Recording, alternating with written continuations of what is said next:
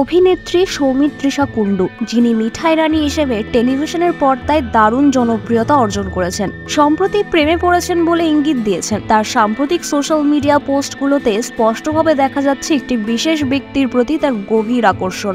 একাধিক ছবি ও লাভ ইমোজির মাধ্যমে সৌমিত্রিষা যেন প্রকাশ্যে ঘোষণা করেছেন তার প্রেমের ইস্তেহার। এই ব্যক্তিটি আর কেউ নন, ইতালির সুদর্শন সাঁতারু থমাস চেকন, যিনি প্যারিস অলিম্পিক্সে সোনা জয় করে বিশ্ববাসীর মন জয় করেছেন। সৌমিত্রিষার হৃদয়ে এবার সেই অলিম্পিক বিজেতা স্থায়ী জায়গা করে নিয়েছে। যদিও এই প্রেম একতরফা কিনাও তা স্পষ্ট নয়, তবে সৌমিত্রিষার ইনস্টাগ্রাম পোস্টগুলো ইতিমধ্যে তার অনুরাগীদের মধ্যে উত্তেজনার ঝড় তুলেছে। কাজের দিক দিয়ে সৌমিত্রিষা এই মুহূর্তে বেশ ব্যস্ত। তার অভিনীত দেবের ছবি প্রধান সম্প্রতি হইচইতে মুক্তি পেয়েছে, যা তার বড় পর্দায় প্রথম আত্মপ্রকাশ। এছাড়াও সৌরভ দাসের সঙ্গে নতুন একটি ছবির শুটিং শেষ করেছেন তিনি।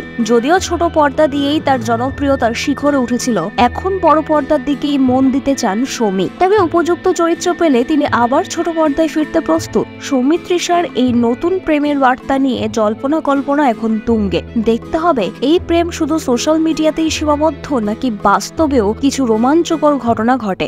বিনোদন জগতের সব খবরাখবর সবার আগে পেতে সাবস্ক্রাইব করুন বিনোদন চিত্র ইউটিউব চ্যানেল আর পাশে থাকা বেল বাটনটি ক্লিক করতে ভুলবেন না।